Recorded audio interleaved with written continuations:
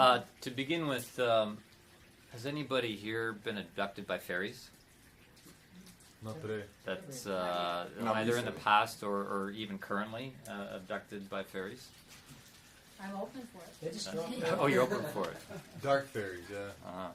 We're not In the talking past. Church Okay. Street. As I mentioned, I'm going to do a little review of Graham Hancock's talk that he gave last Saturday here in Toronto, and I was fortunate enough to be able to attend it. And if you look at my profile picture on Facebook, I have digital proof that I was there and with the man, was able to shake his hand, and in fact got him to autograph my book on the Divine Spark, which he is the editor of.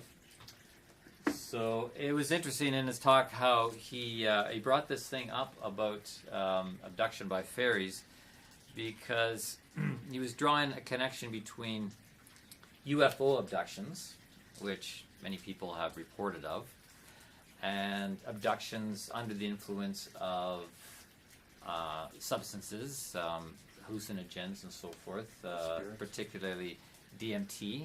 If you read Dr. Rick Strassman's book, DMT Molecule, there's numerous accounts of people being abducted by aliens, beings, and so forth. Or spirits. And then fairies. So Graham Hancock, he's really not of the school of thought that there are alien beings that come in spaceships from other galaxies and they come to Earth and they brought us technology here that we have. He really is more of a thought that there's extra-dimensional beings on other levels of existence rather than physical beings, and that the abductions that people have experienced either on DMT, the spirit molecule, or alien beings or fairies all have a similar pattern and could really be originating from the same place, the same dimension. And they may manifest as fairies or spirit beings or alien beings of some kind. And he gets into this in his main book,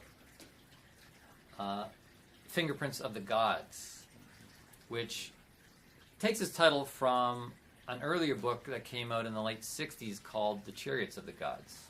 Perhaps some of you heard of that, read it. Very popular book in the late 60s that put forth the idea that there are alien astronauts that have traveled from distant galaxies and came to Earth and gave technology to humans that is seen in places like Egypt or in the Mayan culture, you know, amongst the different pyramid cultures that can be found around the planet.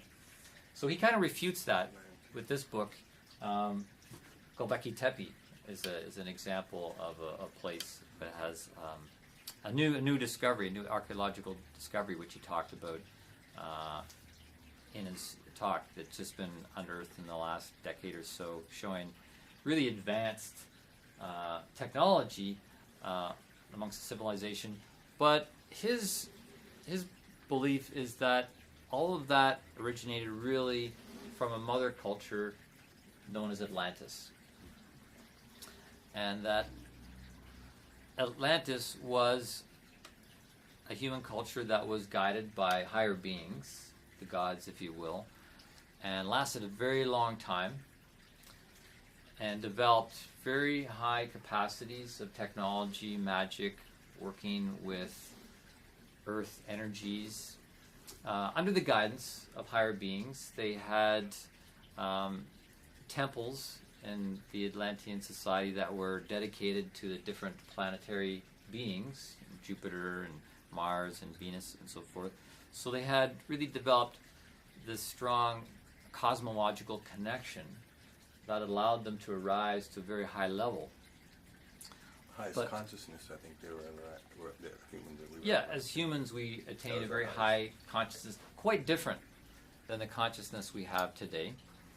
and in fact could have been informed through the use of entheogens. Entheogen is the term I'll use for substances. I don't like to call them narcotics or opiates or drugs. But an entheogen, theo meaning divine or God, is something that induces a divine consciousness, a divine state of mind, and allows one to cross the threshold of the material world into other levels of existence, commune, and bring back something from there. So, in fact, Atlantis may have risen to its height because of the use of these substances. But where is Atlantis today? And what happened?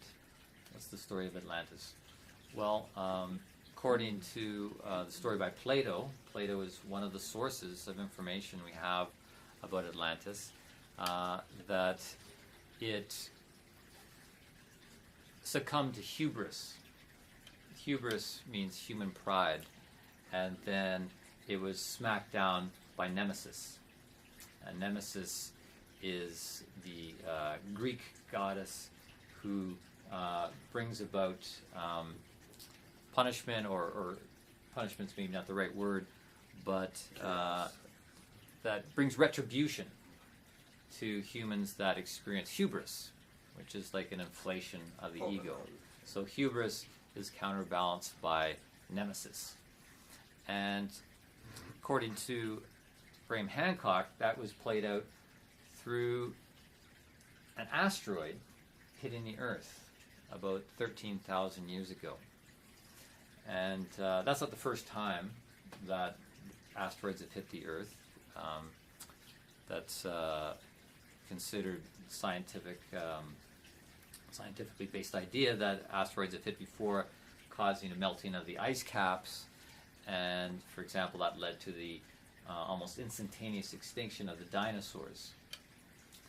And so we might ask, why, how do the gods bring about retribution with something of kind of a astronomical event, not astrological, but astronomical, where a rock hits the Earth and brings about some sort of change, such as the extinction of dinosaurs or the destruction of Atlantis. Well, when you look at what happened with the dinosaurs, for example, that when they had this mass extinction, there had been the shrew, which was a small mammal that kind of in the background, in the shadow of the dinosaur population, then began to evolve. And according to science, it's from this little warm-blooded shrew that we have arrived here today with this modern human form. So I don't know if the dinosaurs were still around, if we would have actually risen to this form that we have today. So there's actually, just an example of how an event like that may indeed been induced by divine forces that are at work to shape the rise of life and the rise of form here in this crystalline world that we're in kind of a cocoon. A rebirth or so. Mm-hmm. So this whole idea of an asteroid being the cause of the destruction of Atlantis as retribution for the corruption that took place, that idea could also be augmented by the work of Rudolf Steiner, who's someone I've been studying for a number of years, and he's a spiritual scientist, and he doesn't need to go to the fossil record or find some sort of evidence that Atlantis did exist, because he was a highly developed clairvoyant and initiate who had the capacity to tap into the Earth's memory. I mean, the Earth is a living being, and like every living being on the Earth, there's some form of memory. We have a memory, and so does our Mother Earth. And people with developed clairvoyance can tap into the memory. And so Rudolf Steiner has done that and is able to render from the Akashic record much detail about what the civilization of Atlantis was like, describing it in quite a lot of detail, and also previous civilizations to that that existed, because humanity has gone through these peaks and valleys of development, ebbs and flows through the ages, and which is a little bit different than what science thinks, where it's been just kind of like this steady growth. And this book by Rudolf Steiner, Cosmic Memory, is where he actually in detail talks about the civilization of Atlantis, and quite a bit back further from that.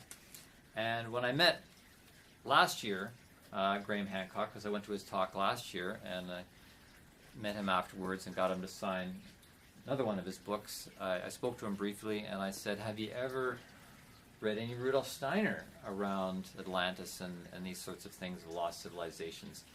And he says, you know, I've been meaning to do that, and I have some of his books on my bookshelf. And I said, great, that's good. You know, and the number one book you should read around this is Cosmic Memory. So when I saw him this year, I said, hey, Graham, did you read any Rudolf Steiner over the last year? And he says, yeah, actually I did. I got his books off my bookshelf and I started to look at them. And I could tell that he hadn't really, like, clicked into, you know, the right material, because some of Steiner's books are lectures that were written to members of the Anthroposophical Society back in Germany in the turn of the century, and like it can be a bit dense reading. So I after he signed his book, I pulled out a copy of this and handed it to him and said, here's the book to read. That's the one. This is the one. So now he has a copy of this, and he was very thankful. And he's got my name and email in it, so maybe he might even contact me and have a little discussion around that. It was really wonderful hearing his talk, and he packed a lot in. There was a morning talk, and then there was an afternoon talk with a lunch break, and just effused, you know, a lot of insight, a lot of warmth, and a lot of fire, because I noticed his tone is getting more and more, you know, adamant that we need to step up and participate in culture. Otherwise, we are headed towards another smackdown. That's right.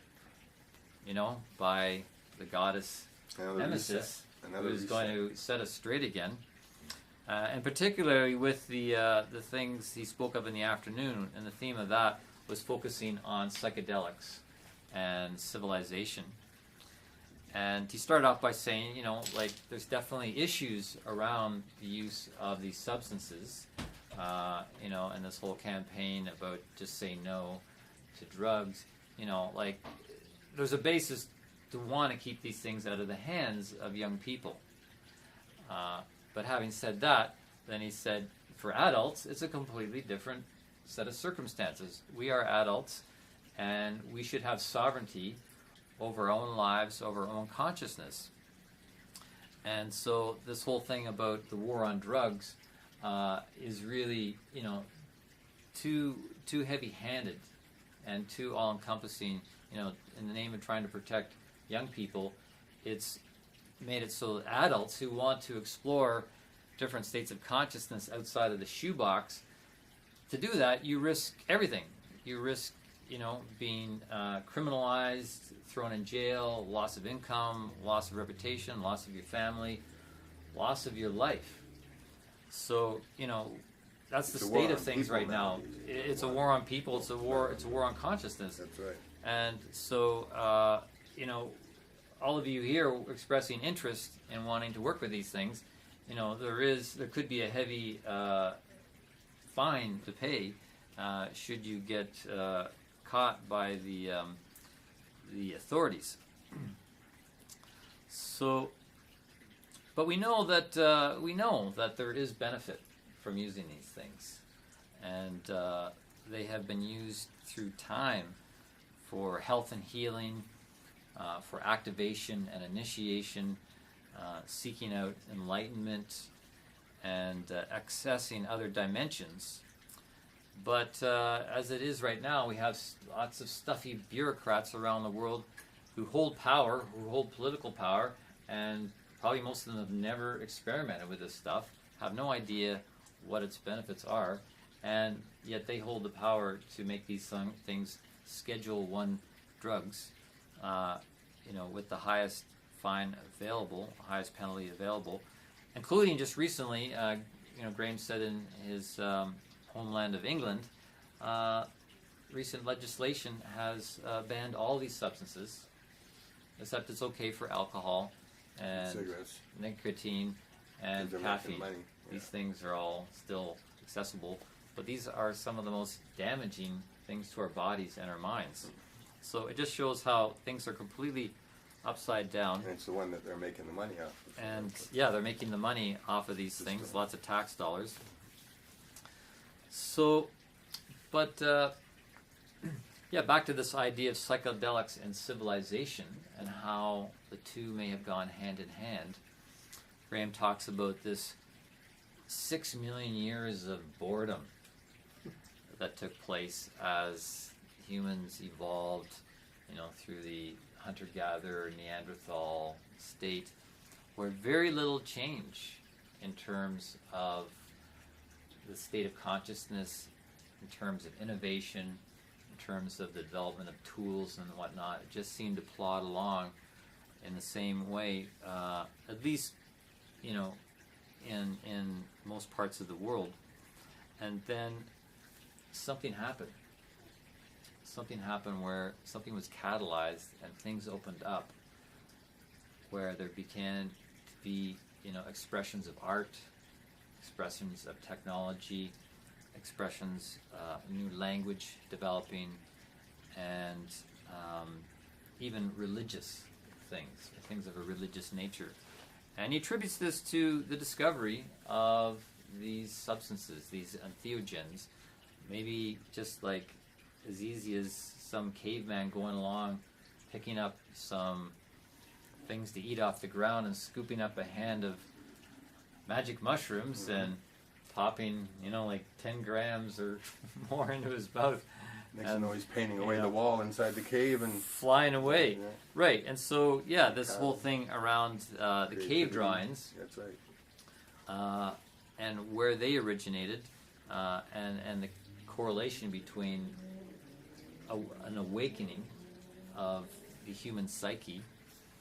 And he referred to a book called The Mind in the Cave, written by Professor David Lewis Williams, who is the head of the South African Cave Art Research Institute.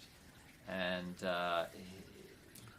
Graham really goes along with this theory about how, the cave drawings are really visionary art, the beginning of visionary art, where people that were consuming these substances, having these visionary experiences, and then wanting to immortalize them in a sense, or share them by painting on the cave walls and on rocks and so forth. But where Graham's view and this David Lewis Williams diverge is that Lewis Williams says, this is visionary art as a result of taking substances, but then he falls back to the kind of the material scientific view that it's just hallucinations of brain activity. It's just, kind of your neck blowing bubbles. And that there isn't really any realm that they were tapping into. It was just visions being produced by the brain on drugs. But of course, this is not Graham's view. Graham has, and of course, David Lewis Williams has never tried any of this stuff. So, I mean, how much of an opinion can he have around this? That's just kind of like maybe taking a safe route so that he can protect his funding from government sources, because God forbid that he would say anything that would promote the use of these substances to, explore consciousness. So he's basically said, no, this is just, hallucinations of the brain. But that's the problem with science right now, is they think everything's happening in the brain. It's all brain-centric. And that consciousness is like a turbine. The brain is like a turbine, that produces consciousness. When the brain's active and it's moving, that's when we have consciousness. And they tried to validate that idea by saying, well, if you had brain damage, then you wouldn't have consciousness. You would lose that consciousness. So there's proof that it's all in the brain. But Graham takes that and he says, well, what about this analogy? Maybe the brain is more like a TV set, and the TV set is receiving a signal from somewhere else. And then you see that signal show up on the screen of the TV. And if you had damage done to the TV, sure, you would no longer have an image, you would no longer have reception, Or you but wouldn't it have doesn't that mean that channel. the signal has stopped. That's right. The signal's still there, it's still coming through, and it's just a matter of, fixing the transceiver to receive that signal, and then again you would have consciousness. So he also used a different analogy about how, looking into a telescope and to see a planet, and you look into the aperture of the telescope and you see the moon out there. Well, is the moon in the telescope? No. The telescope is just receiving that image and magnifying it. And yes, you have to look into the telescope and you see it's there, but it doesn't mean that the moon is in the telescope. No more than consciousness is just in the brain. And then he spoke of the reverse missionary scenario that's taking place on the earth, where, a few centuries ago was like all the colonialists going, into the indigenous world and converting them and bringing, their religion and their disease. Here, have some of our religion and our disease. Let's take your women and And, a little bit of genocide on the side. But now this reverse missionaryism is where the medicine and the ways of the indigenous people, such as down in the Amazonian tribes, is making its way into Western culture. And, the shamanic traditions are needing to reach us because we are so sick and glutted with poison and BS from Western culture that, people such as myself needed to go down to the Amazon and drink of that potent brew ayahuasca and puke your guts out and get scared sacred and cleaned up on all levels. So very interesting, how the flow has changed, and yet there's so much stuckness here. Like we have people, Dr. Gabor Mate, working with ayahuasca out in the east end of Vancouver to help people unplug from the BS and their addictions and whatnot. Canadian government shut him down. He had to move his clinic to Mexico in order to do his good work. So, and he mentioned how he had spoken with a shaman down in the Amazon and asking around, what is this problem? What is really the problem with things with Western culture? And the shaman said, it's a simple problem. That we have severed ourselves from spirit. We are severed from the spiritual realm. Our connection has been cut off. And as we unpack this, I just want to plant a little seed right now, is that, in fact, this cutting off from spirit is something that was necessary from a larger framework picture. This severing from spirit is something that we've had to go through as part of our evolutionary journey, so that we can, as free will beings, individual free will beings, regain that consciousness of spirit out of our own effort, out of our own free will, out of our own exploration and experimentation as scientists of the spirit. And then he quoted William James, the American psychologist, who said, "We must not prematurely close our accounts on reality." We must not prematurely close our accounts on reality, which is what's happening here in the Western world.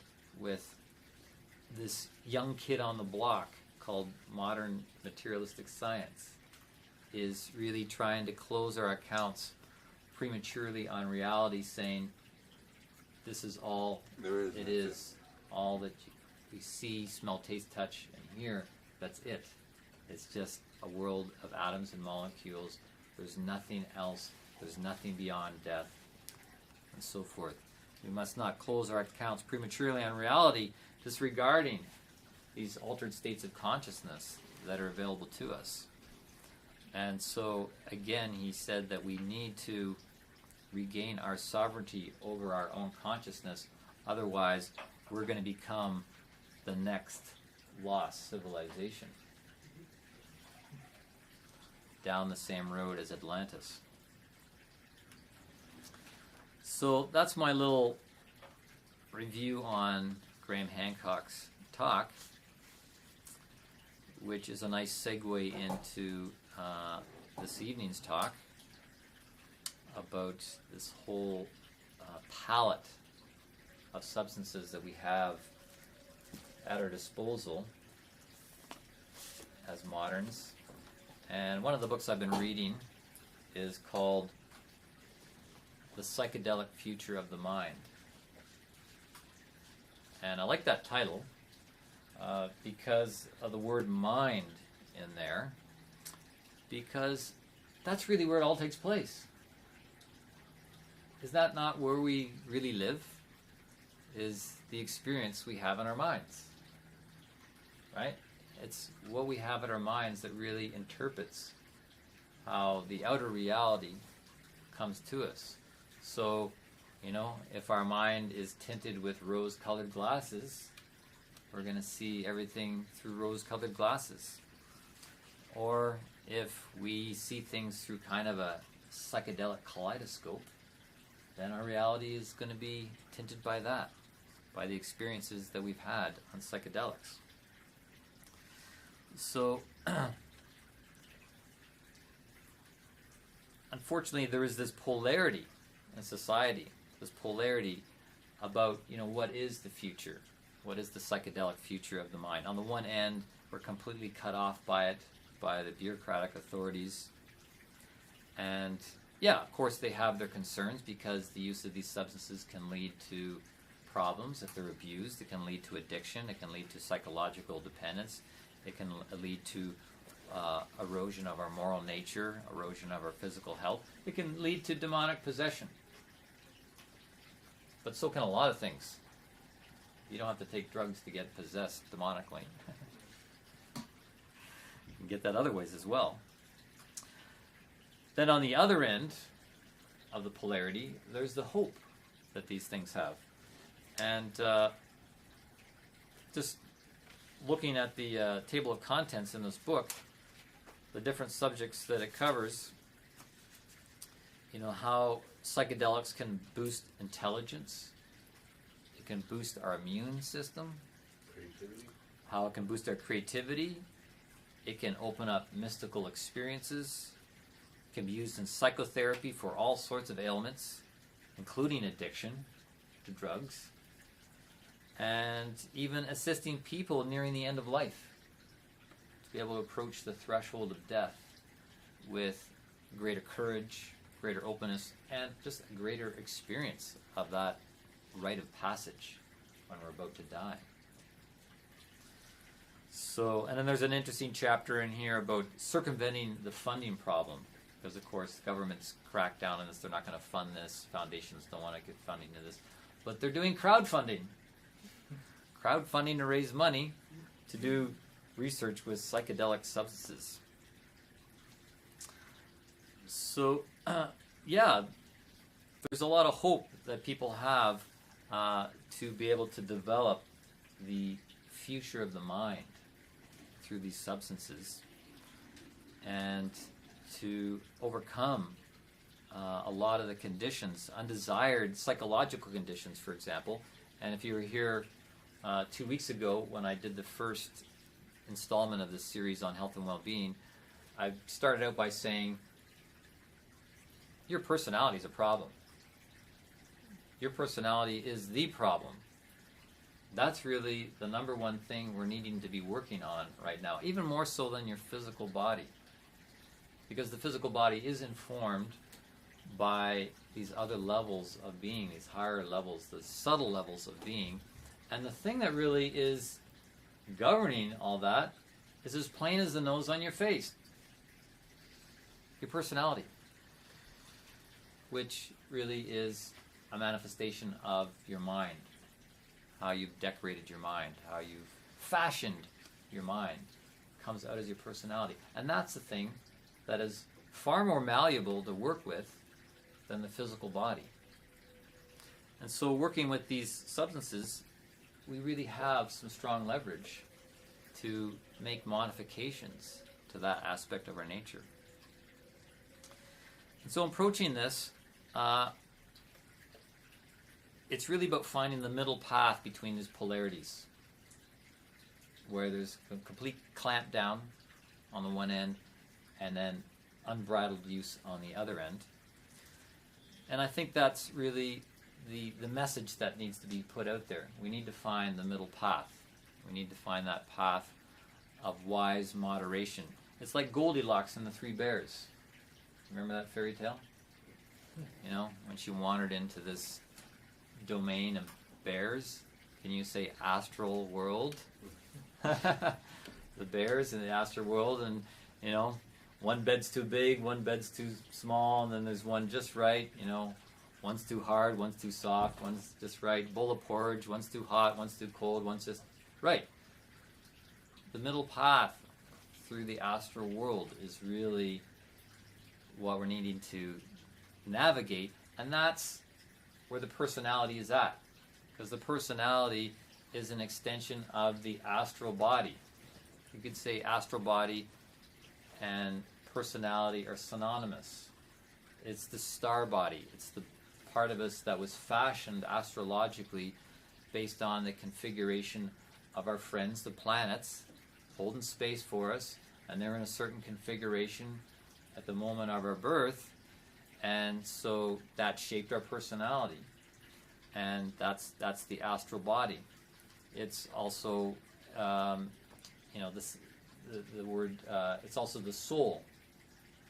If you go and watch the talk I gave a month ago, the first installment on health and well-being, I define, what's the astral body, what's the etheric body, what's the egoic self. In the second half of that talk, I explain it. So if you I'll do a bit more explaining now, but if you want to go back and look at that, it could be helpful. So the astral body and soul could also be synonymous. And of course, the word soul comes from psyche, the Greek word psyche, and that's what psychology studies. Psychology is studying the human personality, the human soul. And so finding this middle path as a human soul, a human being, is really key in working with these substances or not working with these substances. And the first one I want to look at is that of opium, one of the oldest substances that has been used by humans. And I've had an interest in opium for some time. Not that people are coming around saying, hey, you want to do some opium tonight? You know, I got some poppies in my backpack, and just turn the loft into an opium den and chill out.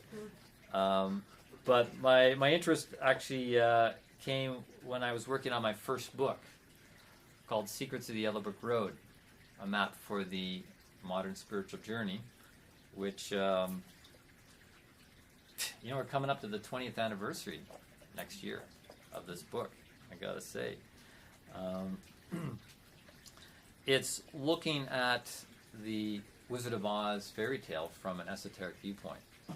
It's a very esoteric modern fairy tale, very important one. It's just loaded with esoteric information, written by a theosophist, L. Frank Baum.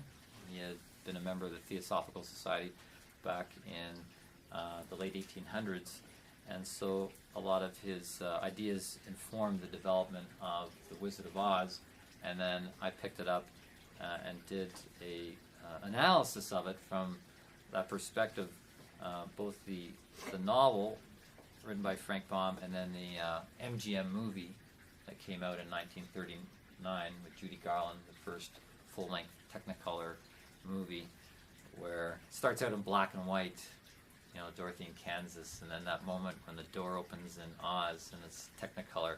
Must have just blown people's minds back in 1939, looking at that on the big screen. First time seeing a color movie. They must have thought somebody stuck something in a popcorn. Yeah, well, yes, maybe somebody slipped some poppies in her popcorn. Because that's what got me interested in opium, was that whole scene in the poppy field, right, where Dorothy is traveling along this yellow brick road with her three compatriots, you can say, three wise men. Yeah, the Scarecrow and the Tin Man and the Lion, all representing different parts of her. You could say that actually one represents her physical body, one represents her etheric body, and one represents her astral body, and she is the human self within that. Because you have the Tin Man, he's tin, he's made out of the mineral kingdom, so that would be a physical body. Then you have a Scarecrow, he's made out of straw, that's a plant, so that's her plant body or her etheric body, the prana chi body. And then the Lion, he is an animal, and that's the astral body. That's the desire body. That's the sentient body. And I explain that all in part one of this series, what those, you know, how those three bodies evolved. But there she is on this yellow brick road, which is, you could say, that golden path that's trying to find the middle path, the center way through, you know, the temptations, the seductions, the polarities of life. And on one side of the road is the wicked witch, who's trying to disempower her. And on the other side of the road is the not-so-wonderful wizard, who in his own way is also disempowering her. And she is trying to bring herself together, her physical, her etheric, her astral, and egoic self, into an integrated form. But it's a road of trials. It's a perilous road that's full of temptations and flying monkeys and this and that. And just as a side note, the talk I'm going to give in 2 weeks is all about the road of trials. I'm going to talk about the archetypes of ancient initiation and trials and tribulations and how they worked in helping to initiate people into higher states of consciousness, higher states of development. And how that plays out today in our modern times. We're not having modern temple initiations and those sorts of things. The world is now the modern temple of initiation, and so we need to open up our mind to be able to see that and interpret that everything going on is a potentially psychedelic experience. Psychedelic means psyche, and delic, to activate your psyche, to take you into higher states of consciousness. Everything potentially has that leverage if you can take it in and work with it that way. So the whole idea of the poppies was interesting in the story, and at the time of its writing, opium was becoming popular in use in the Western world, and you could I could spend a lot of time talking about the history of all of these different substances. Somebody was it you that was saying that, Shireen, about the history of these substances is quite fascinating, and it is. I've been reading a book called In Place of the Self, and it gives the description of the history of these different substances from their beginning, and quite fascinating. But opium was first cultivated back by the Sumerians. This is pre-Egyptian times, and they actually initially used it to pacify crying children, to help them to go to sleep at night. Yeah, you know, the colicky children. Yeah, it was just, you know, made in and in fact, the original word for opium is pap something, and so the sap of the opium plant was turned into this pap that was served to babies, and it would quiet them down and they'd fall asleep.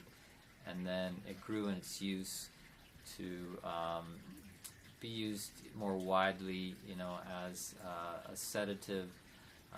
The Greeks picked it up and called it morphine after the god Morpheus, the god of sleep, the god of sedation, because it has that sedative effect.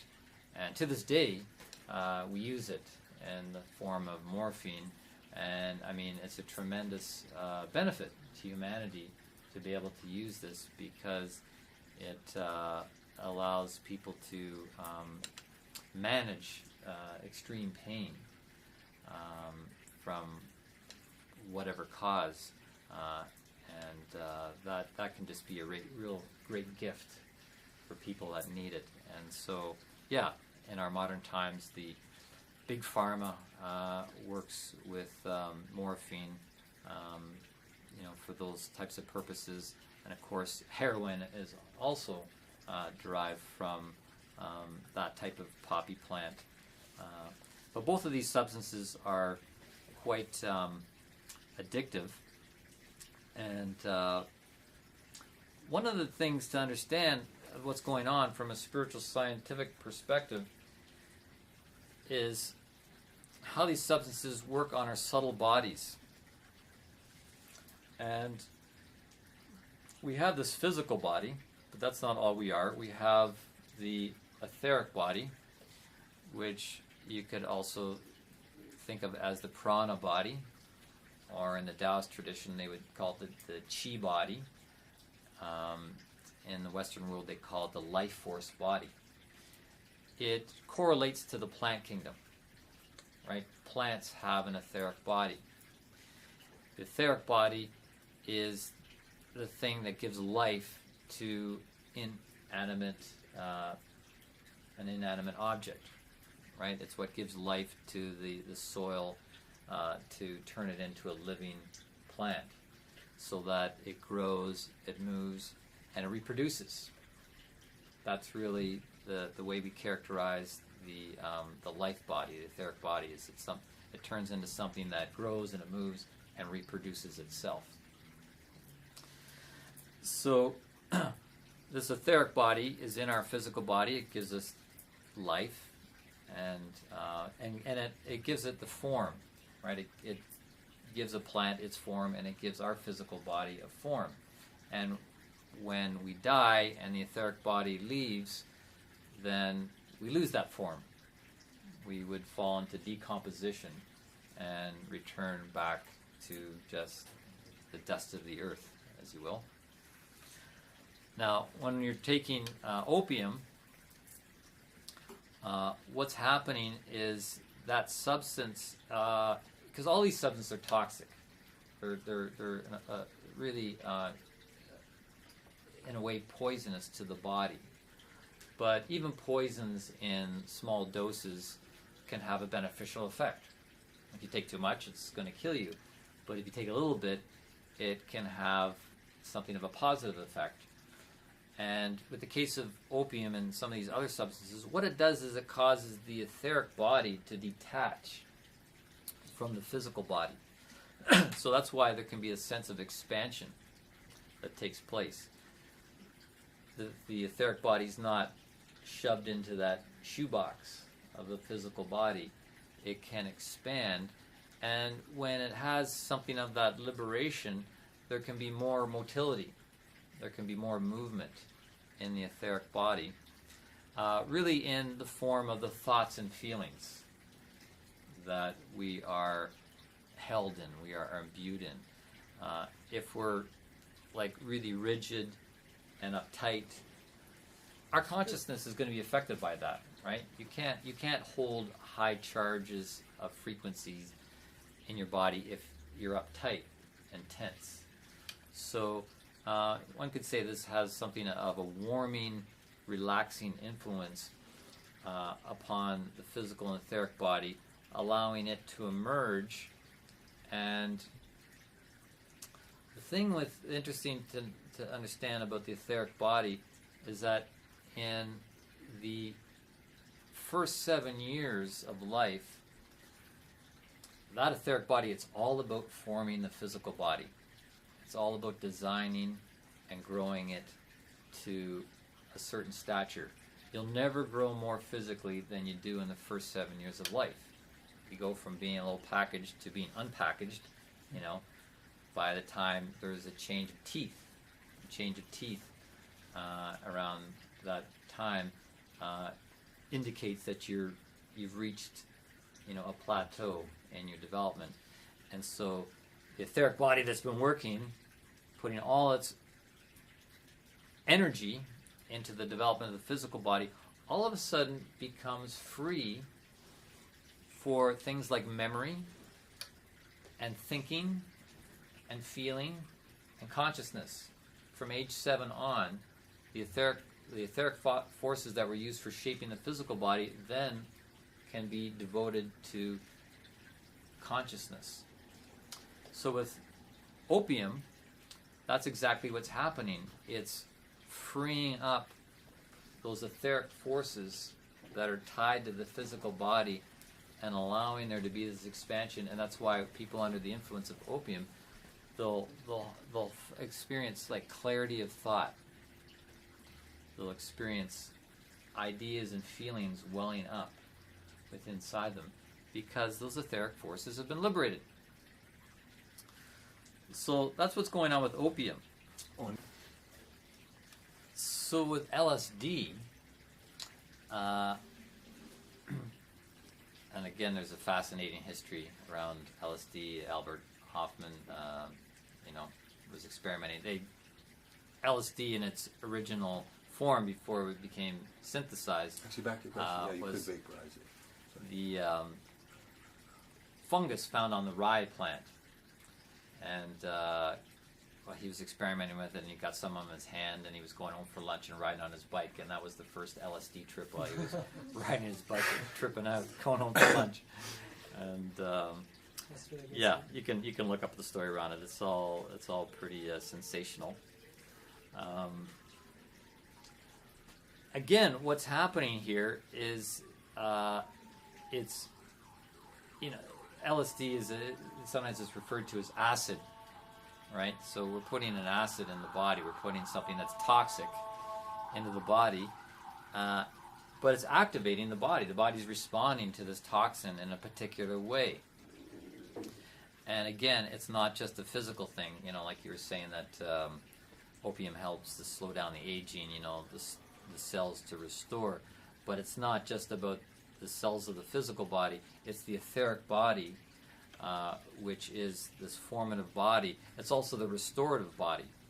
Our etheric body is constantly working on the physical body to restore it, particularly at night. When we lie down in the bed, our etheric body, our astral body leaves every night. We actually leave our astral body, and the egoic self leave and go into the spiritual realms. But the etheric body stays there. It stays there for life. Once your etheric body's gone, you're dead. You're just going to be, decomposing. But while you're alive, it's there, continually restoring and rejuvenating and regenerating. But when you take something like opium or LSD, it's catalyzing it so that there's this expansion. It's moving out of the physical body, but it's also causing the astral body to leave.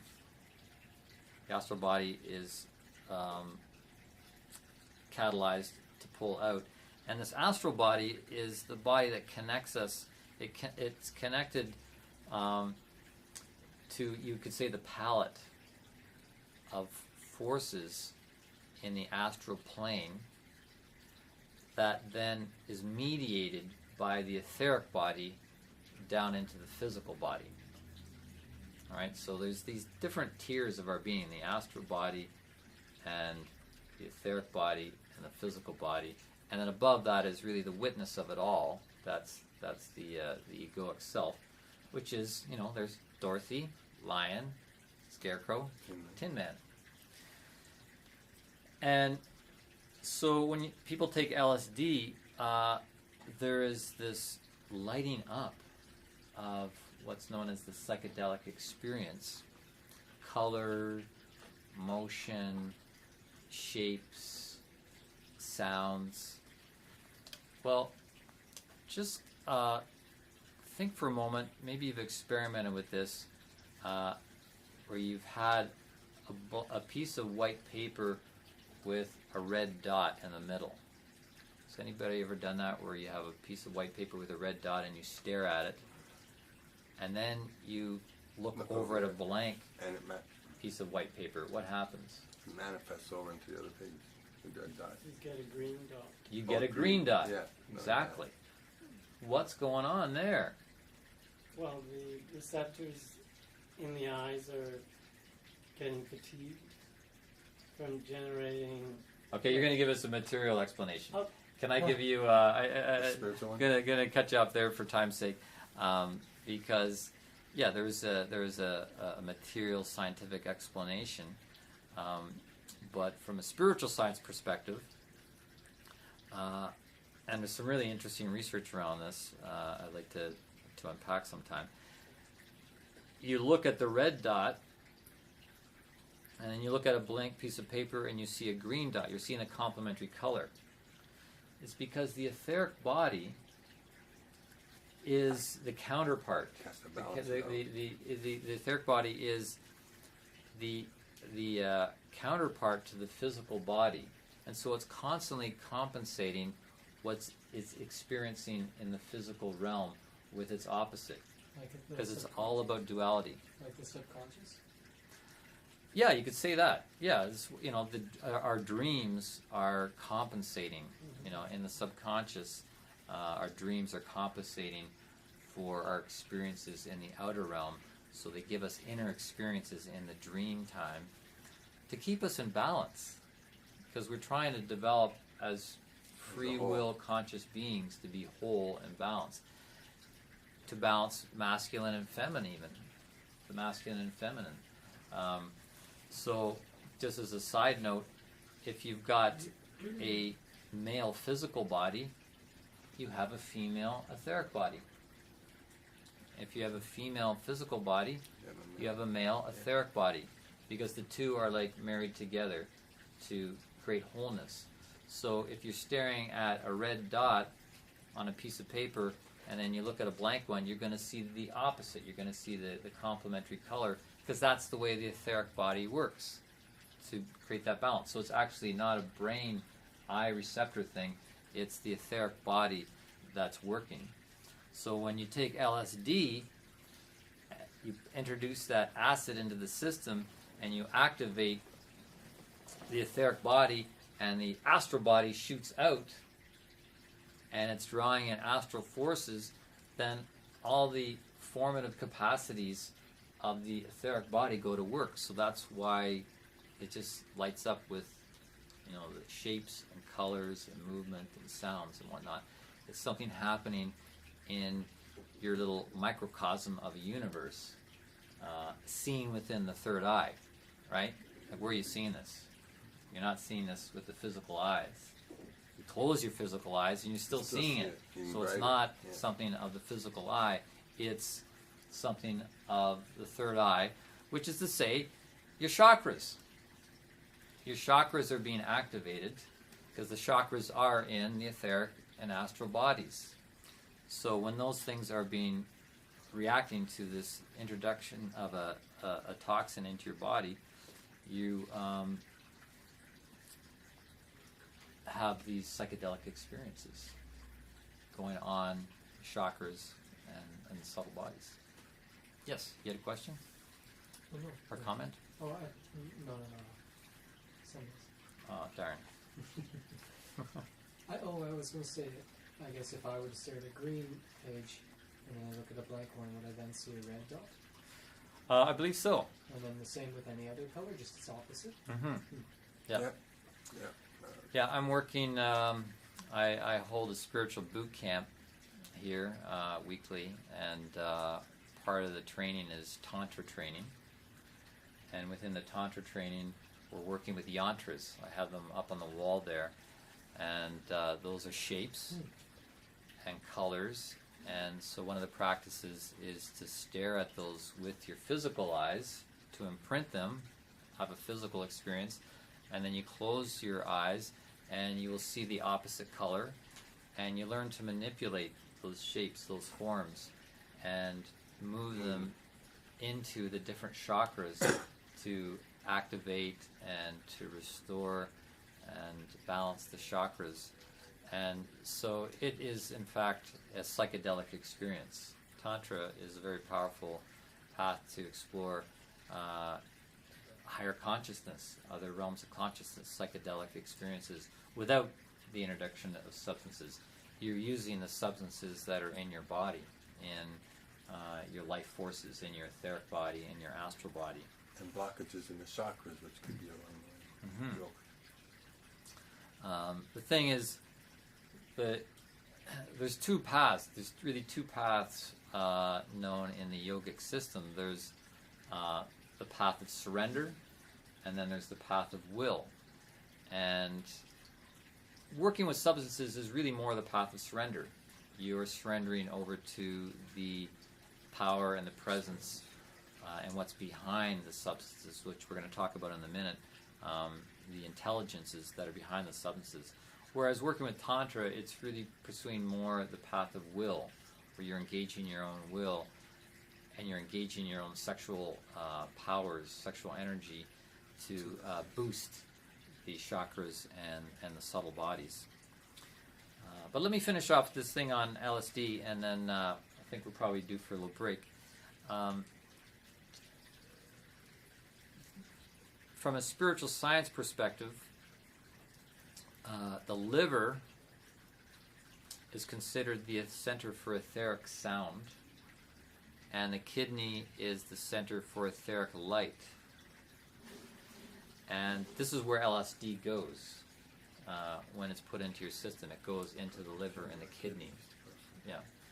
And so it's activating the center of etheric sound and etheric light. It's supercharging those physical organs, which are not just physical organs. All of our organs have a spiritual counterpart function. And so the acid in the system is amplifying the activity of those organs. And that's why people experience these psychedelic things of sound and light and shape and movement and so forth. It's also a bit of a death that takes place. One should understand that whenever there is a stretching apart of the subtle bodies, it's something of a mini death. It's something of a near-death experience. And that's what a near-death experience is, when people have some sort of shock to their system, or they leave their body and they have a flash of their life. They see a panorama of their life. It's because their higher members have come out, and all the things that are stored in the etheric body come into view of the third eye. And so, yeah, there's always something of a death that's taking place when there's something of consciousness being born. You can't have increased life without something of some death taking place. And this is why older people can access these memories more readily, because they're already having this expansion, this pulling apart of the life body from the physical body. And memories are then being loosened from the etheric body into consciousness. Yes? With that idea, I wonder what happens when we take a substance to open up our consciousness, and what effects that has on our bodies afterwards, because like you said, to receive such growth, you also have to give something as well. Mm-hmm. Mm-hmm. And so what does that do do to our brains? Like I wonder, does it, yeah. Like this. Yeah, well, I mean, it's really an individual thing, based on who you are and your constitution and how much you're taking, as to how much of an impact it's going to have. Are you going to receive more than you're giving? You're kind of asking, what's the account balance going to be after you've ingested some of the substance? Is your bank account going to go up in terms of consciousness and life, or are you going to come out suffering physically and energetically from the shock to the system? There's something of a shock and trauma and toxicity that one goes through putting these substances in. So, I'm not here to say, that it's all going to be all right, and you should do it, and to tell you how much you should take. I mean, I do work with people, working with vibrational tools to help them to make a choice as to what they might want to take and how much, and if they need it at all and when, because if we can tune in to the wisdom of these subtle bodies, it's going to guide us. It's going to guide us. We can't really depend on the brain or our desires, the desire of our personality body to guide us. We need to apply higher technology the way the Atlanteans did to be able to work with subtle nature of the plant kingdom and determine for ourselves, because everything has its impact. Everything has a price. So there's always a bit of a gamble around that, but the more consciousness and tools you can employ in making those decisions, the further ahead you'll be. It is something that can be practiced willfully and consciously without the ingestion of a substance. With my meditation school, we learn and practice etheric vomiting, how to discharge energies. And we all need to really learn about this and master this, because we're being inundated with all sorts of energies. You travel in the TTC, you're walking the streets, you're eating food that's coming from who knows where, sitting in airports and stuff like this. We're really taking in, I hate to gross people out, but we're taking in a lot of pukey energies. So to practice etheric vomiting is etheric cleansing. Etheric cleansing, which can include just inducing vomiting, which doesn't necessarily mean bringing up your breakfast. It might, but you can also discharge a lot of energy out through the throat chakra and out through the hands and the limbs. We have, these wonderful built-in reflexes of burping and yawning and farting and gagging for a reason. These are involuntary reflexes, but we've really compromised them in our uptight world, where it's like, you don't burp in public, and you don't fart, and you hold it all in, and so we're really, we're having to work against this rigidification of our subtle bodies. We have to work really dramatically, and that's why, like ayahuasca is like the queen, the big dynamite to really blow the lid off this stuff. But there's simpler and less expensive ways to do it as well. After the break, we're going to talk about the plant spirit function, right? Because we want to open this up and really talk about this thing of working with plant spirits, plant spirit allies, and to understand what's their function and what's your function to be, because it is a partnership. So we're going to take a little break, come back and talk about cannabis and ecstasy and cocaine and ayahuasca. Right, so we're obviously in the midst of a cannabis revolution here in North America, with things opening up, heating up, freeing up. Graham Hancock was saying how he spends a lot of time in Colorado these days, because he's one who enjoys cannabis. He's renewed his relationship to cannabis. I don't know if you heard that he when he did ayahuasca, he really got quite a shakedown from Mother Ayahuasca regarding his 20-year addiction to cannabis, daily doping and whatnot. And so he left it for 3 years because it really was interfering with his life and relationships and his personality. But then he's come back to it in a more middle path form.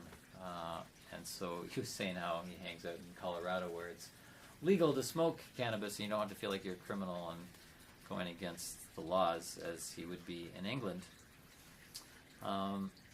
So with cannabis, yeah, there's the two main streams.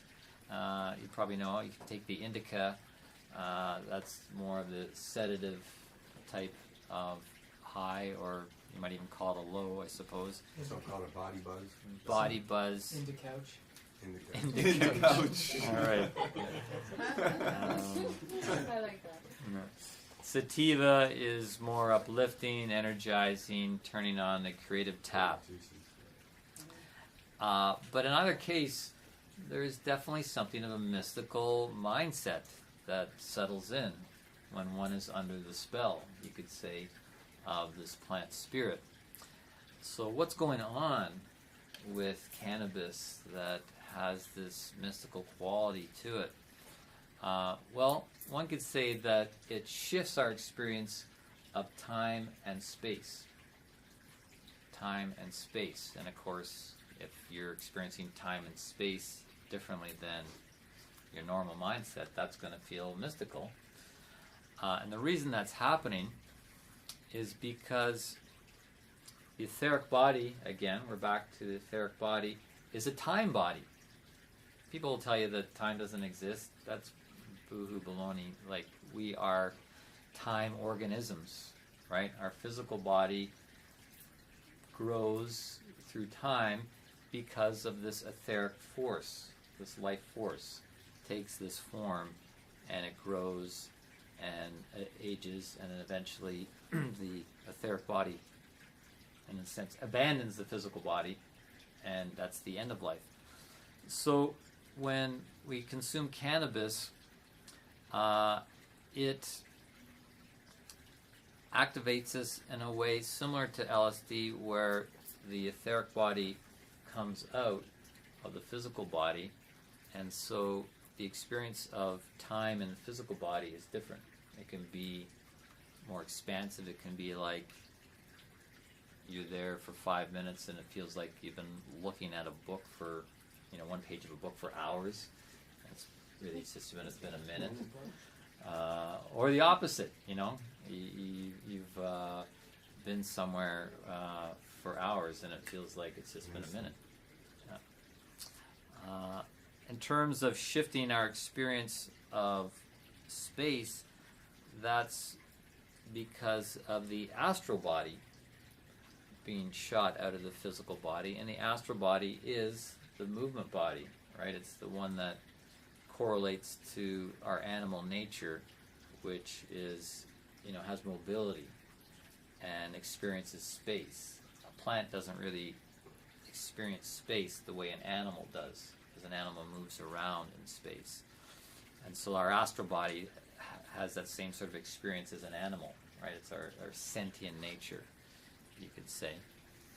And so when it's lifted out of the physical body, its experience of space, our experience of space, is changed, distorted, kind of thrown into chaos, thrown into a sense of chaos. So this is why people say it's getting high. We're getting high because there's a shift in space, and we feel like we're up higher because part of us is up higher. We've come out of this bindu point in the back of the head, this chakra at the back of the head where we enter and exit the physical body. We're actually partly out of our physical body, so it feels like we're high. And we've detached somewhat from this heavy, gravity-bound physical body. And also the etheric body is able to engage more with the chakras above the head, because we have, starting the chakras below the body, and then the ones in the lower part of the body are in lower frequencies, and they progressively get into higher frequencies. And when you get into the ones outside of the body, because they're outside of the heavy gross body, they can really be on high frequency stuff. And so what happens is similar to what the Atlanteans were like. The Atlanteans, Atlantis lasted a long time, and there was a real evolution of form through the Atlantean time. But in the later stages of Atlantis, they still had their etheric body above the physical body. The etheric head was above the physical head, and they weren't in the brain so much. They didn't think the same way that we did. They were above, the etheric head was above the physical head, and they were really living more in the higher chakras, and that's what gave them a natural clairvoyance, to be able to connect with nature and to understand the mystical, magical forces of nature and manipulate those forces, which led to them getting into trouble, using black magic and abusing the powers. So when you take cannabis, you're kind of like an Atlantean, where your etheric head goes up and you're in those higher chakras, and you feel high and you have like amazing thoughts. In my meditation school, they call it revelation sky. It's like you're up in revelation sky, and it's like, oh wow, I'm really seeing things clear, and oh, that's so amazing, I never noticed that before, and oh wow, that's just a really groovy idea. I remember when I used to smoke a lot of cannabis at university, and I remember very distinctly all the time, like towards the end of the evening when it's time to wind down, I'd go to the bathroom and brush my teeth. And I'd be brushing my teeth with my head bent over the sink. And I would have like the most amazing revelations just looking into the sink. I mean, I'd be standing there like, for like 15 minutes, just like in this space. And I realize now that with the bending over the head, my etheric body was able to draw down some of those thoughts into my brain. I was really, and into my upper chakras and my third eye chakra. And I think I was actually absorbing through the mouth of God, this soft spot at the back of the neck where the spine meets the medulla oblongata is called the mouth of God in yoga. And we absorb we can absorb psychic substance through that. And I think while on cannabis, with this loosening of the etheric head and brushing my teeth, just like there, maybe even some of the blood rushing to my brain, I'd have the most cosmic ideas, standing there in the bathroom. So, that feeling of being high and tapping into those high-speed frequencies, and the cosmic consciousness. And I think that's also why people who I don't think they use that term so much now, but at a university, it was people that smoked a lot of pot were called heads. Oh, that guy's a real head. No, not deadheads. Not deadheads. That's a different thing. That's the Grateful Dead. But no, like a pothead. Pothead, Yeah, like that guy's a real head, because there's something really cerebral about the experience of getting high. And it's like, that guy's a real head. It's like, oh yeah. It's like, it's really in that cosmic stuff. Because it is those upper chakras and the third eye that are being supercharged. And sometimes it's referred to as being stoned, right? Like, oh, I'm so stoned last night. That would refer to this spatial experience where the physical body just feels like a rock. It feels like a stone. Yeah, on the couch, you can barely move. You're just, 1 foot away from being comatose, because all those life forces, the etheric forces of life and the astral forces of movement, are outside of your body, and so you're like just so stoned, you're just like a rock there, and can hardly move. And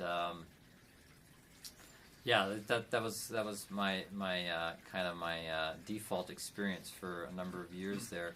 My friends used to say that I was so heavenly minded, I was no earthly good. Because it's just always up there. It's like, oh yeah, it's like, I can't make dinner. Just throw a frozen pizza in the oven. But it's not necessarily the type of experience you want to overdo, particularly in those developmental years, because at that time, your teens and into your 20s, you're really actually wanting to come more into your body.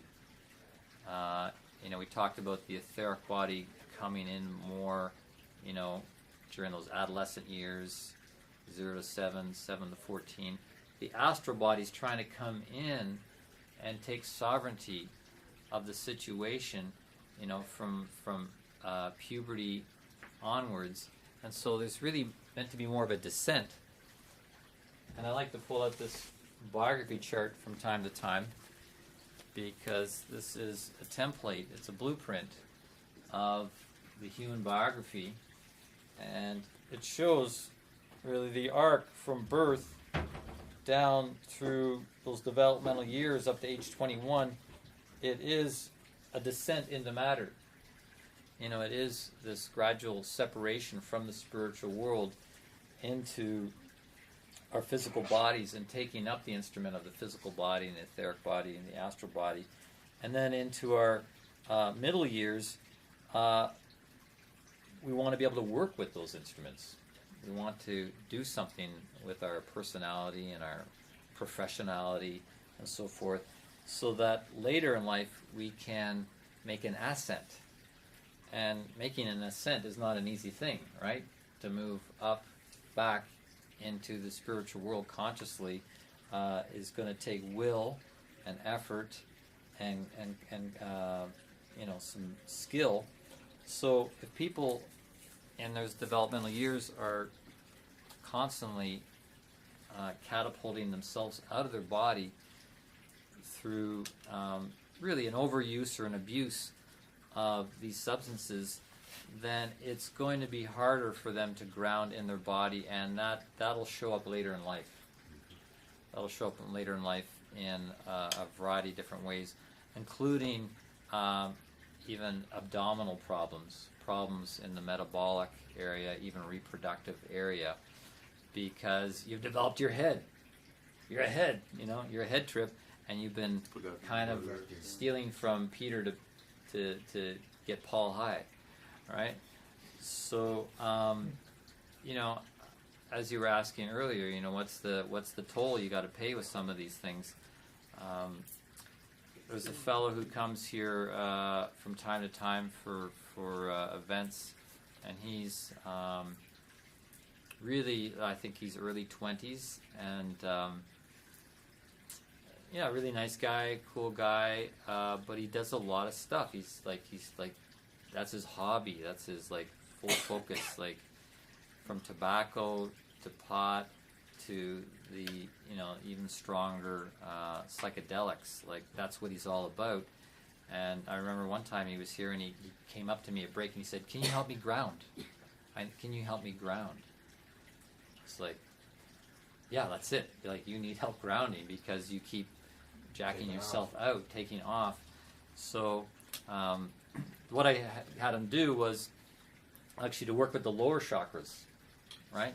We got to counterbalance. So I just, and you might try this. You can even do it while you're sitting there. It's really a great exercise, and hardly anybody knows about it. But it's about activating the chakras between your legs. We actually have 7 chakras on the central thread that runs down from the perineum between our genitalia and our anus. It comes out there and goes down, and you can do it while sitting. You can just imagine, put your attention right there off the base of the perineum between your legs, and just put awareness, put intention, put breath into it, and feel it highlight and then moving further down to the area between the perineum and the knees. So it's halfway to the knees, between the legs, and you should be able to feel a nodal point, just a place where you can rest your awareness. And then sliding further down to the area between the kneecaps, and there's the third chakra. And these are just mini chakras, these aren't the main ones, but they're chakras nonetheless. So that's the third one between the knees. And hopefully you should feel a strengthening as you go down. You might even feel a strengthening in the upper part here. Going further down now, right between your calves. Just between the two calves. Just present in your third eye. There, third eye awareness between the calves. And then going down between the ankles is another nodal point. Just waking them up, give them a little nudge. Then we're going to the sixth chakra, which is at the base of the feet. It's parallel to the base of the feet. You're doing this all in astral space, right? So you can just put your awareness there. And then the seventh one is below the feet. It's between the feet but down into the ground.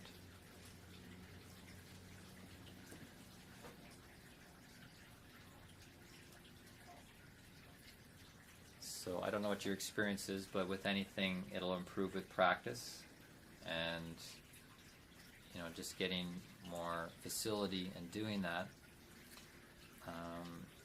But with this young fellow that came here, I just had him do it right here in the room. I said, let's do this.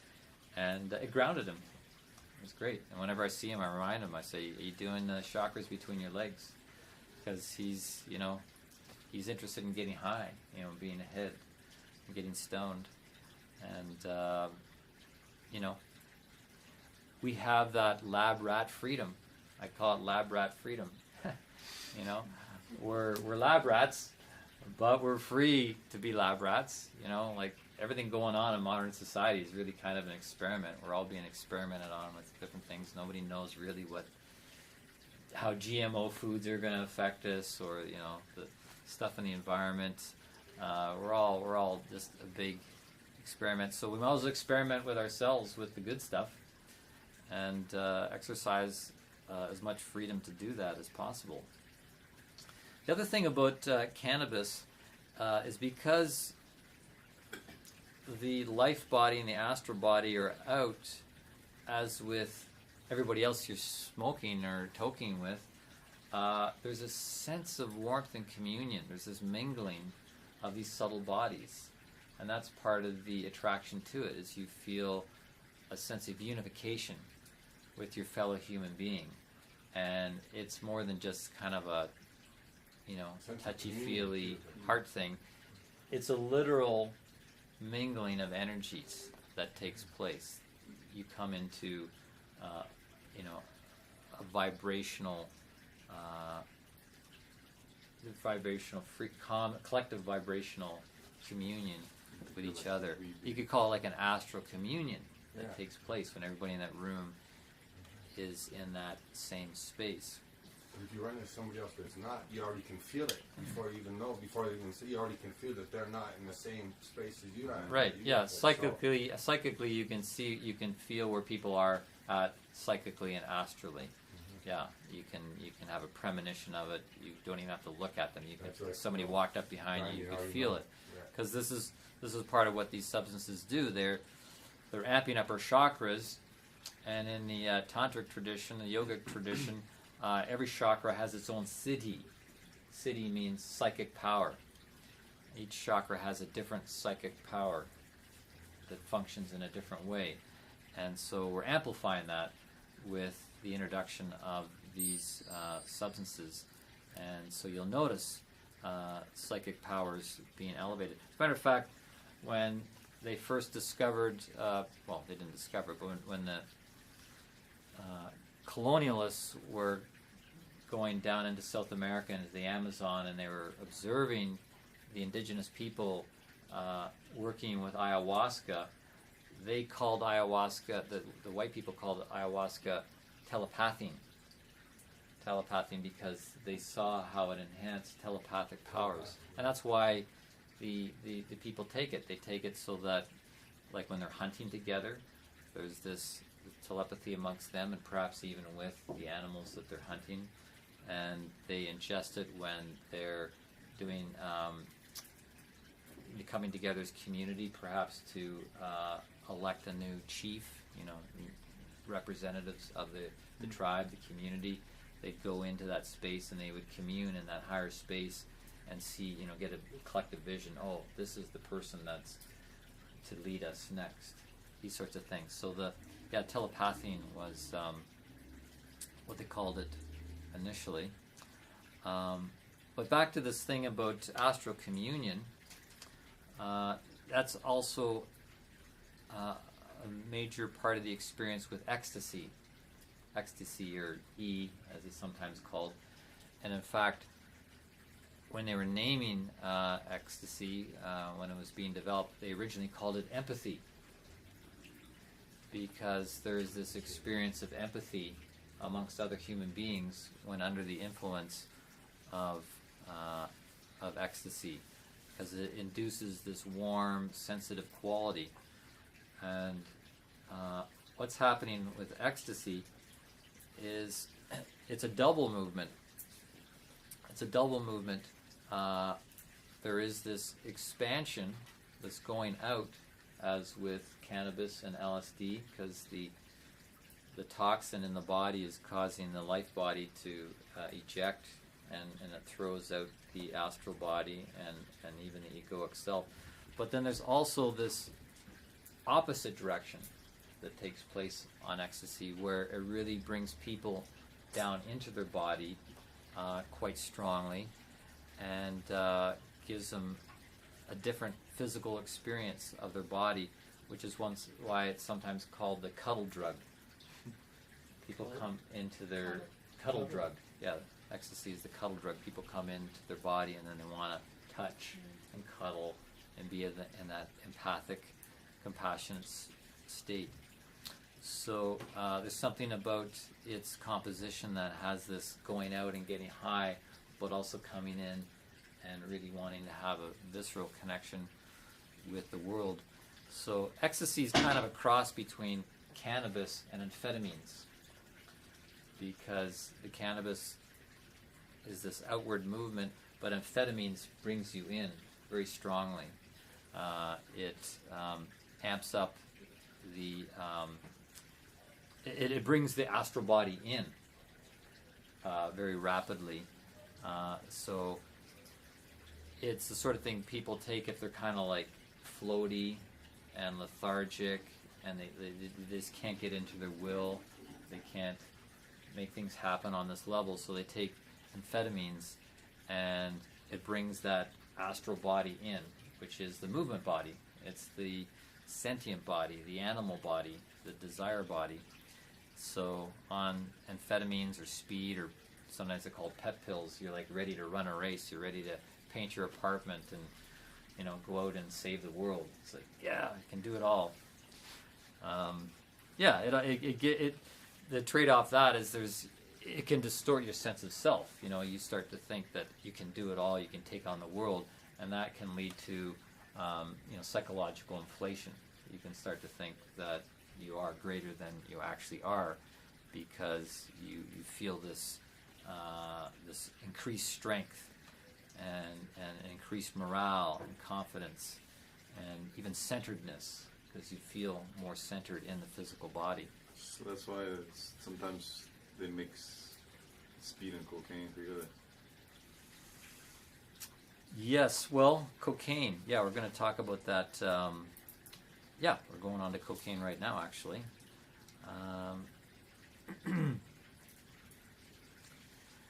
The cocaine, coming from the coca plant, which yeah, that originates in South America. And again, when the colonialists were coming there and observing the indigenous people, they noticed how they were chewing on these leaves, like, constantly, and the amount of strength they had to work, like carry heavy things and to work for long hours. And they developed this a unit of measure called the coccade. The coccade was how far one of the indigenous people could travel carrying heavy stuff within a certain number of hours. Because when people were on chewing on these coca leaves, they could, like, Go for it, yeah. go long distances for a long time, carrying, you know, heavy packs and things like that. So its attraction is the strength that it induces. It was used actually by the German and French pilots in World War I because it gave them the stamina and the alertness to fly airplanes for long hours and Stay awake. to stay awake. Yeah, stay awake while you're up in the air. You you don't want to fall asleep at the wheel when you're flying an airplane. So it has gone through, you know, quite a history of being popular and then being disbanded. It was picked up by the Coca-Cola company and became the main ingredient. That's, you know, why it's called Coca-Cola. And even to this day, there is actually still the essence of coca leaves in the Coca-Cola drink to give it the smell, to give it its unique smell. But don't worry, the cocaine has been taken out of it. Yeah, it was very popular for a while. Even Freud was a big advocate of cocaine. He was using it personally, and he was using it with his clients, his patients, to help treat depression and hysteria and the things that he was working with back then. But then people were seeing the problems around it. There was increased incidence of cocaine poisoning and addiction, and so the medical world and the government turned against it, eventually banning it, and Coca-Cola company had to stop putting it in their drink, and instead they have substituted caffeine in your Coca-Cola. And yeah, there's an estimated 22 million cocaine and crack addicts in the U.S. It does have a very highly addictive quality to it because how it really brings in the energy and makes you feel like Superman, and it enhances your sensual and sexual capacities. So that's kind of a selling point there too.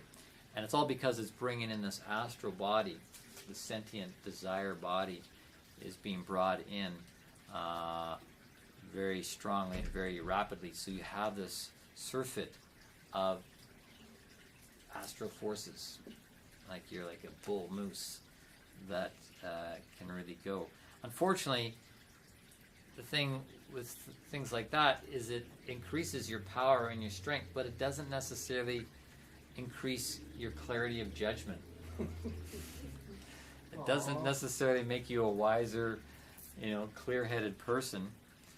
And so, you know, you mix these power things with a personality that can't really handle it, it can lead to problems. And you know, largely because bringing in your astral body really quick, you're not necessarily bringing in the egoic self, which is the real you. You know, you aren't your astral body. You're not your personality. That's just a container for your spirit, egoic self. Right? We all have to have a personality, just like we have to have a physical body. But the real you is the spiritual being of the egoic self. So there's this disconnect when you take cocaine and it comes in. And it's interesting how one of the symptoms of this is there can be pain in the chest. There can be pain in this heart region for people that are chronic cocaine users. And the reason being is there's this real smacking between these powerful astral forces and your life body. You know, this gentle plant body that's sustaining your physical body. It's this plant there, and it's being hammered by these animal forces coming in really strong. And of course, the heart is the center of centers. This is, you know, really where the core of our being is. So it's taking a hit when people are zooping up on cocaine. And this will eventually, you know, will lead to a depletion of those forces. You can't be, you know, employing these forces indefinitely, and it can lead to depletion and depression and suicide. Psychosis. Well, psychosis for sure, which then, you know, can lead to suicide. And I think we all know many of the, you know, Hollywood actors and performers and popular people in popular culture that have been crack and cocaine addicts, and then it's led to them taking their own lives. This whole picture of working with plant spirit allies, which was really an eye-opener for me when I sojourned down to the Amazon. And of course, being brought up in Western culture with our modern medical scientific paradigm of things where, you know, a drug is just a little white pill or a little yellow pill, you know, with the brand name on it, and, you know, the doctor authority tells you to take it, it's going to make you better, and you believe him, and you pop in your mouth, and you go about your merry business, and you see what happens, and you really don't think anything more of it other than like, oh, have my symptoms gone away? That's pathetically superficial way to approach one's health and well-being. Totally disengaged in participating in our own well-being, and I think we all know we want to try and avoid being involved in Western medical system. As much as possible. There's certainly, I mean, I go to a doctor, I go to an MD who's also works, he actually works in anthroposophical medicine, which is the sort of a supplementary approach to medicine that was developed by Rudolf Steiner. But yeah, so I don't want to diss modern medicine by any means, because it has its place, and I think, again, it's the middle path. You know, working with the left, working with the right, working with the Western, working with the Eastern, working with the Northern, working with the Southern, which is really this reverse missionary thing that's going on. There's this migration of things from the South up to the North now with the Amazonian medicine, and they are working out of a completely different paradigm where, you know, it's not about the stuff in the cup, it's the spiritual being. And there's thousands of plants in the Amazon, and they're all different spiritual beings, all with different personalities. And, you know, ayahuasca, as Terence McKenna said, is really, you know, the mother of them all. Not the mother, but not the mother in the sense that she gave birth to the rest, but, you know, a master teacher, you know, certainly one of the most powerful ones. I heard before that ayahuasca was called the grandmother one, and peyote was the grandfather's plant. Right, yeah, and that's another point, is that they're sometimes characterized as being more of a mother, feminine quality, or more of a paternal quality. And one has to find out for oneself. You know, you don't want to front load too much with expectations around what your experience is going to be when you're engaging with a plant spirit, not any more than you would if you're going on a blind date. Right? You don't want to be too front loaded about what it's going to be like, what they're going to look like, and all that. You want to be open to a fresh experience, and it's going to be different every time too. You know, like they say often, the first ayahuasca experience is, you know, just kind of gentle and kind of inviting you in, and yeah, it's great. You know, as was mine. You know, my first one, the very first night I arrived there, you know, just had a little cup full and colors and things like that. And I fell asleep. You know, I'd been traveling all day, and woke up, you know, 7 o'clock in the morning, refreshed and that. It's like, oh yeah, this is pretty good. You know, ready for round two.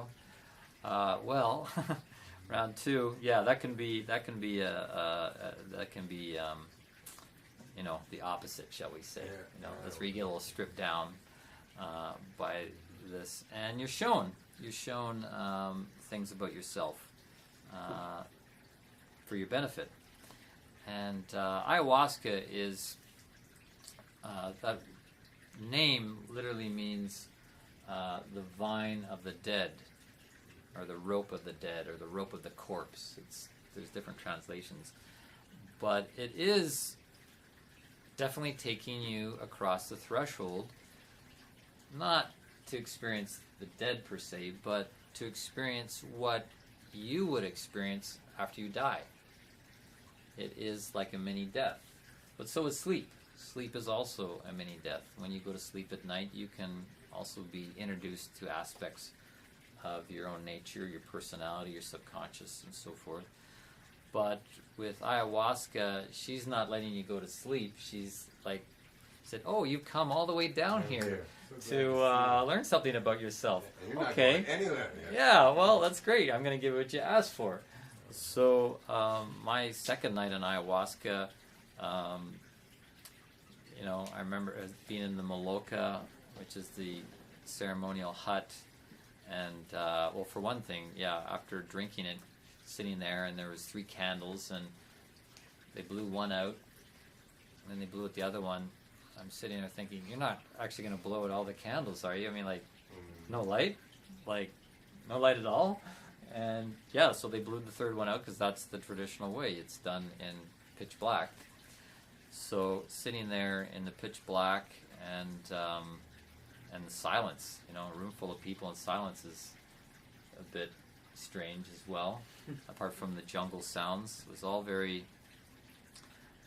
different, a little disorienting, and feeling this urge for vomito, the sacred vomito, but not very comfortable about doing it in the Maloka with everybody else, even though there's a bucket there for everybody to do it. So I thought, I think I'll get up and go to the bathroom, which they had. They had these stalls just outside of the Maloka. I thought, well, I'll go out there and be a little more discreet. I don't have to have everybody listening to me vomit. So that was a trip in itself, having to... Nice to meet you all. Have a good night. All right, Alexi. Yeah. Okay, thank you so much. Yeah. Take care. There was a trip just getting up and out of the Maloka, and so I was kind of freaked out because they told me like there was a safety net around the building, and you didn't want to wander too far because the shaman had his kind of cloak of safety around there. So like I'm sort of freaking out on my outside of the safety net, going to the bathroom, and you know, walking barefoot on the sand. And I was told, you know, there's like black widow spiders and snakes and things like this. So like, you know, here's this white guy from Etobicoke, you know, who's down there in the Amazon, you know, on the ayahuasca, trying to find this cubicle that's no electricity. It's just a candle. And I get in there, and it's like totally confused whether I should be vomiting or pooping first. You know, it's like it wants to come out both ends at the same time. So, anyways, I end up on my knees, and with this candlelight and a frog on the floor next to me. And what came out actually was memories that I didn't even know I had. It was like so astounding that there was this flash of memories just coming up, like vomit in a way, internal vomit, that things I had experienced but had never thought of again. I guess I had done it and then like just repressed it, like, oh, I don't want to forget about that. Well, there they were. But this is the death experience. You know, this is the death experience we know we're all going to go through when we leave our physical body and our etheric body comes out, and all the memory, because the etheric body is where our memories are stored, right? They're all imprinted on the etheric body, and when it's released at the time of death, we're going to be in those memories. We're going to be surrounded by them. We're going to be swimming in them. And so that's really the function of ayahuasca, is to give you that experience of death before you die, which is really the spiritual path.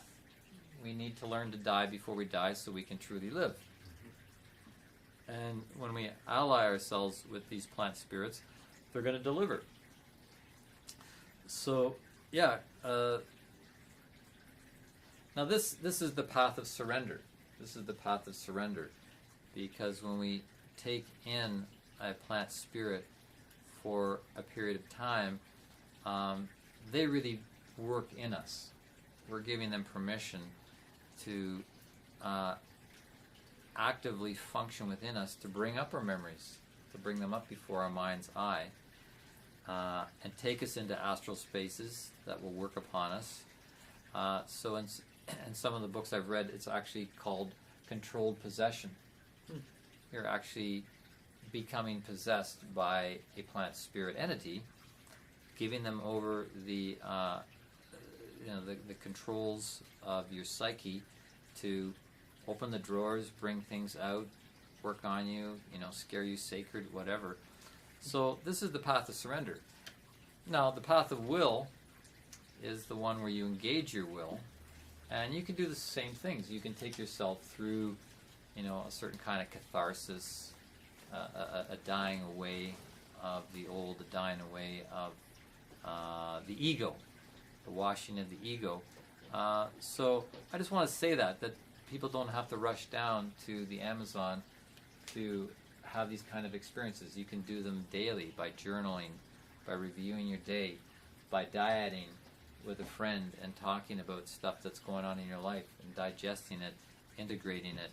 And really, in the end, we need to all come back to the path of will, because we are developing ourselves as free will beings. And that's engaging the self. We need to engage the self, the egoic self, in the process of our own development. So when we work with these plant spirit allies, they're giving us an opening. They're giving us a vision. They're giving us direction of where to move forward, where to work. But it's like they say with invention is 1% inspiration and then 99% perspiration, right? You still have to do all that work. And this is something that was discovered by Dr. Rick Strassman, who wrote the DMT, the spirit molecule. He did all those experiments injecting people with DMT, and they were having, incredible experiences, 15, 20 minutes in astral space, and no two experiences were alike. Huge impacting things. But then when he interviewed them a couple years later, he found that their lives hadn't necessarily changed. They hadn't necessarily taken the steps to get out of a relationship that wasn't working, or to leave a job that wasn't suited for them. They were still stuck. So we can follow this path of surrender and be catalyzed in certain ways, but then we have to then take up control of our own being and our own evolution. And another little point here is that there's this synergistic relationship going on between ourselves and the plant spirit, because we want something from them, but they actually want something from us too. And this may sound strange. What would ayahuasca want from me? What would any plant spirit want from a human being? Well, they're on an evolution as well. Like all beings connected to this planet are on an evolution, and a plant spirit, is limited to its function. It isn't necessarily a free will being. It's like an animal. An animal is not a free will being. It has its instincts. It has its patterns. It has its manner of acting, and it's limited to that. Same with a plant. So for when a plant to come within us, it has an experience of human nature. We're having an experience of its nature, and it's having an experience of our nature. And this is a beautiful, beautiful part of it, because, and this is why I call my website Partnership Planet. We're all in partnership in this great evolution of things, and there's an exchange that's going on with these sorts of encounters. And so it's the same thing with angelic beings. They are not free will beings. We think angels are like, oh, so much higher, so much greater. Angels are not higher or greater. They've just been around longer. They're a step ahead of us on the evolutionary rung of things. But we're developing things as humans on this rung of the ladder that they didn't evolve within themselves when they were on this rung of the ladder, because the conditions of things were differently. So humans are very much envied. To be a human being is an enviable thing of other beings. And there's a lot of beings that would like to experience human nature. And that's not necessarily always a good thing either, because there are detrimental beings, there are malevolent beings that would like to possess us as humans and to work and live through us. And that's one of the things we need to guard against. And that's where some of the problems arise in working with plant spirits and other things. We're really opening up to a whole nother realm that is normally closed to us, because, working with a shaman who's putting this into us and also calling in other spirits, other astral beings, we are in quite a vulnerable position, actually, which is why you want to make sure that you're working with a highly qualified, trained shaman, like one that's trained going through the ropes, going through the trials of initiation to be trained. There's a lot of people that want to function as shamans these days, but they haven't necessarily restructured their own bodies to be able to hold the kind of space that when you're in it, they can open it up and they can close it.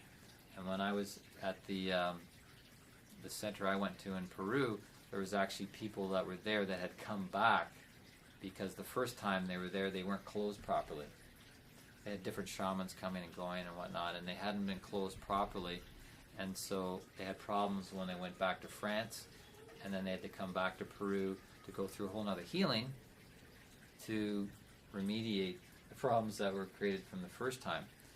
So, there are risks around this, and, even with trained shamans, they're not necessarily wise people, and they still have their own desires, and they're, if you do your research, you'll see that there have been problems in that whole shamanic culture that's going on there. So it's really difficult to know what direction to point people in. It's kind of like you have to see how you're guided personally to experience these things. Any questions around that? Because I'm gonna just finish off with a little bit on alcohol, or maybe I'll drop. We've run over, so maybe I'll leave the alcohol part till the next talk, because I'm going to do, this is the second in the series of health and well-being. There'll be a third one in early January, where I'll be talking about nutrition and vegetarianism and meat, and I can include alcohol and nicotine and mushrooms and things like that, then I'm going to be probably doing 5 or 6 in this series on health and well-being. But yes, questions? I was going to ask, you're talking about non-benevolent entities kind of taking over you and abusing you in such a way. And is there a practice in which you can defend yourself against such things, especially if, for one, you don't know what's going on? You don't know if you're being manipulated, controlled, or attacked in that kind of way. Let's say you're on the subway and some energy or spirit is kind of tampering with your life, but you have no idea. Is there a way of practice where you can recognize it and cleanse it in a sense? Yeah, well, definitely. That is the destiny of the human being, to undertake control of our own lives and our free will. Is it a practice per se? I'll just refer to what I'm working with primarily now is the tantric path, which is the path of will. I mean, there's an element of path of surrender, but it's a path of will. And you're doing things under what they call the witness consciousness. You're engaging witness consciousness in whatever you're doing, which is really the egoic self. That's the Dorothy in you, right? And Dorothy is overseeing the lion and the scarecrow and the tin man, her lower bodies in which she's embodied. And so, yeah, we need to have awareness. We need to develop that witness consciousness. So, if things are coming to us, coming into us, coming through us, we'll learn to let them just pass by not hooking into them. That's part of how these forces work. They will bait and hook, right? They can't really possess you unless you're complicit with their strategies. So they'll bait you with some sort of desire, some sort of temptation, something that looks good, like the poppies in the poppy field look good, but it put Dorothy under a spell and she fell apart, and then the good witch had to come and counteract that spell by making it snow. So it's a journey. It's a journey to get to that point, and we're all going to fail in being able to penetrate through illusions and the devices of these malevolent beings. I like to work with the idea of athletes of the spirit. We're all becoming athletes of the spirit. We need to learn how to handle those things that are coming at us, from the opposition, things that want to pin us to the mat, things that want to, give us the uppercut and so forth. So it's really about training, which is why I am offering the spiritual boot camp, which we're starting a new wave in January. It's a 6-month challenge where you receive tantra training and life coaching training and initiation science training. So you have more knowledge, because knowledge is power over these forces. There's really no other answer than to increase your consciousness. But of course, the road to increased consciousness is a perilous path. So, in the end, I just want to say there's no safety in standing still. We got to keep moving. We got to keep working at it, and take our lessons on that yellow brick road of developing ourselves. So I want to thank you all for coming out and investing your time in this